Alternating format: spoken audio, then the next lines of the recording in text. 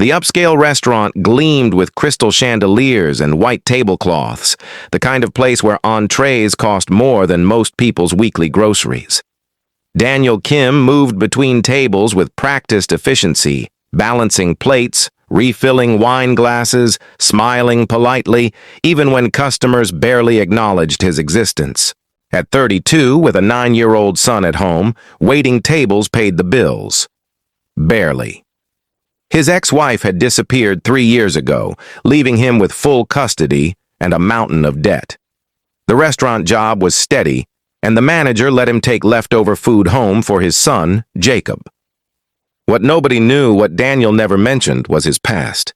Before Jacob, before marriage and fatherhood, before he'd hung up his gloves and walked away from the cage, Daniel Kim had been the Silent Storm, an undefeated MMA fighter who'd retired at his peak, walking away from sponsorships and championship belts because he'd promised his dying mother he'd leave the violence behind and build a normal life. Now he carried trays instead of titles, and he was fine with that. Until tonight. More champagne! A loud voice boomed from table 12. Richard Castellano, real estate millionaire, held up his empty glass without looking at Daniel. His entourage laughed at something on his phone, ignoring the half-eaten $100 steaks in front of them. "Right away, sir." Daniel refilled the glass smoothly. "And tell the chef this steak is overcooked. I ordered medium rare." Castellano shoved his plate toward Daniel, nearly knocking over a water glass. Daniel glanced at the perfectly cooked steak, clearly medium rare, exactly as ordered. "I'll speak with the chef, sir." "Don't speak with anyone, just fix it." Castellano's eyes never left his phone. In the kitchen, Chef Marie looked at the returned steak and rolled her eyes. "It's perfect. He's just being difficult." "I know, but the customer is always right, apparently." Daniel smiled wearily. When he returned with a new steak identical to the first, Castellano was standing, arguing loudly with another diner about parking spaces and property values. His face was flushed from alcohol, his voice carrying across the quiet restaurant. "Excuse me, sir, your steak—" Castellano spun around and his elbow caught the plate, sending it crashing to the floor. Hot steak and sauce splattered across Daniel's pants and shoes, the plate shattering on the marble. The restaurant went silent. "You idiot!" Castellano roared. "Look what you did! These pants cost $3,000! "I apologize, sir. Let me—" "Let you what? Ruin my entire evening." Castellano's face was purple now, alcohol and ego combining into rage. "You incompetent—" He shoved Daniel, hard. It wasn't a push. It was an aggressive, two-handed shove meant to humiliate, to assert dominance. Daniel stumbled backward, barely keeping his balance. Something flickered in Daniel's eyes. Something cold and dangerous that hadn't been there a moment before. His body shifted slightly, weight redistributing, hands positioning themselves in ways that looked casual but were anything but. Then the old training kicked in, the muscle memory screaming at him to respond, to counter, to end this threat in 3 seconds flat like he'd been trained to do for 15 years. But there was Jacob at home. Jacob who needed a father, not a fighter. Jacob who couldn't afford for Daniel to lose this job, get arrested, throw away everything they'd built. Daniel took a breath, forced his hands to relax. Let the warrior go back to sleep. "My apologies, sir. Let me get you a towel." "A towel?" Castellano's voice dripped with contempt. "You think a towel fixes this?" He grabbed Daniel's shirt front. "You're going to pay for my pants, and the meal, and my time." "Sir, please let go." Castellano kicked him, a straight kick to Daniel's shin meant to hurt, to punish. It was a terrible kick, telegraphed, slow, no power behind it. Any first-year MMA student could have blocked it, countered it, turned it into a takedown that ended with Castellano on his back, arm locked, tapping out in seconds. Daniel just took it. But his face told a different story. The other diners saw it, the staff saw it, and Castellano's friends, suddenly paying attention, saw it too. This wasn't a man who couldn't defend himself. This was a man choosing not to. "Richard, that's enough." One of Castellano's companions stood up, a woman in her 50s with sharp eyes. You just assaulted him. Assault? I barely touched him. You shoved him and kicked him in front of 50 witnesses. The woman pulled out her phone. I recorded it.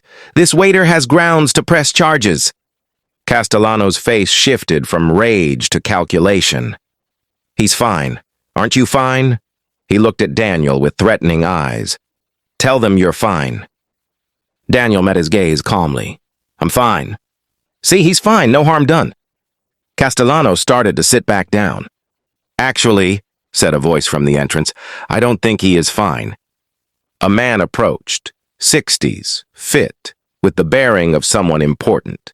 Daniel recognized him, Robert Chen, owner of Chen Industries, one of the restaurant's regular VIP customers.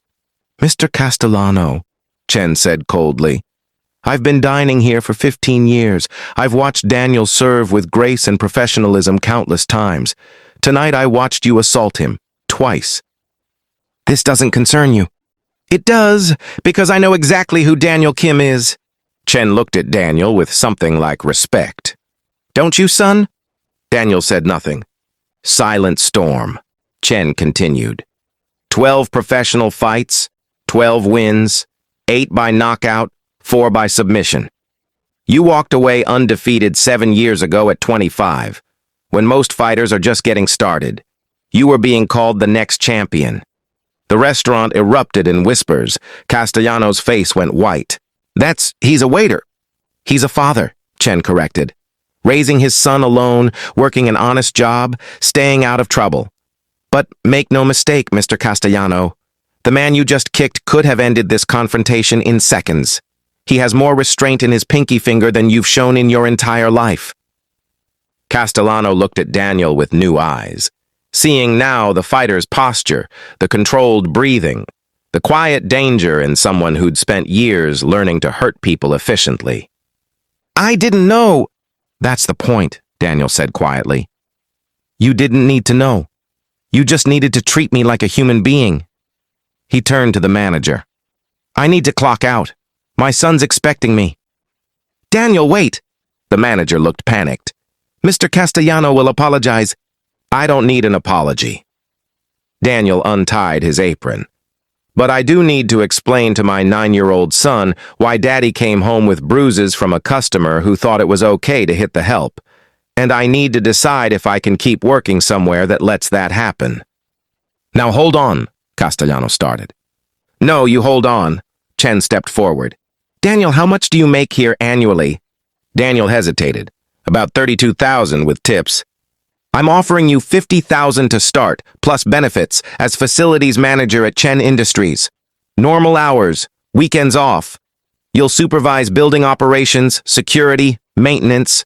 It's honest work, it pays better, and nobody will kick you. Mr. Chen, I can't just... Yes, you can. You have skills beyond fighting, discipline, situational awareness, crisis management. You've proven you can keep calm under pressure. Chen smiled. And you've proven you can walk away from a fight even when provoked. That's the kind of man I want on my team. Daniel looked around the restaurant, at the manager who'd let customers abuse him for 3 years, at Castellano who'd thought power meant he could hurt people, at the diners now watching with fascination instead of helping when it mattered. Then he thought of Jacob at home, waiting for his dad, who deserved better than a father who came home bruised and humiliated. When do I start? Tomorrow, if you're ready. Chen handed him a business card. Come by at 9. We'll do the paperwork. Daniel nodded, grabbed his jacket, and walked toward the exit. Castellano found his voice. Wait, I'm sorry, okay? I was drunk, I was an ass. Daniel stopped, turned. You weren't drunk when you shoved me the first time. You weren't drunk when you grabbed my shirt. You made choices. You chose to hurt someone you thought couldn't fight back. His voice was quiet but carried through. The silent restaurant. The tragedy isn't that you picked a fight with a trained fighter. It's that you'd have done the same thing if I really was. Just a waiter with no way to defend himself. That's who you are! He left Castellano standing there, speechless, while the entire restaurant watched. 5 years later, Daniel stood in his office at Chen Industries, assistant director of operations now, with a team of 20 reporting to him. The walls held photos of Jacob at various school events, awards for safety and efficiency improvements, commendations from building tenants, no photos from his fighting days. That life was gone and he didn't miss it. His phone buzzed. An unknown number. "Mr. Kim? This is Richard Castellano. I don't know if you remember me." "I remember." "Right. I wanted to tell you something." That night, the restaurant, it changed me. I was forced into anger management therapy as part of settling the civil complaint. And in therapy, I had to confront what I'd become. A bully. Someone who thought money meant I could treat people however I wanted. Castellano's voice was different. Now, smaller, humbler. "I sold my company last year. Started a foundation providing job training for service workers trying to transition to better careers. It's called Second Chances, and I wanted to ask if you'd consider joining our board." Daniel was silent for a long moment.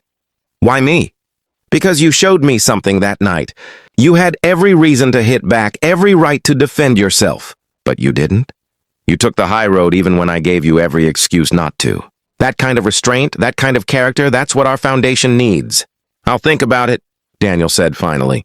"Send me the information." After he hung up, Daniel looked out his office window at the city below. He thought about the fighter he'd been, undefeated, dangerous, respected through fear, and the man he'd become, a father, a leader, someone who'd learned that walking away from a fight took more strength than winning one. Jacob was 13 now, thriving, talking about college. And Daniel had learned that the most important battles weren't fought in cages or restaurants. They were fought in the quiet moments when you chose dignity over revenge, character over ego, the high road over the easy one. The silent storm hadn't disappeared. He'd just learned that true strength wasn't about how hard you could hit. It was about how much you could endure while staying true to who you wanted to be. And that was a fight worth winning.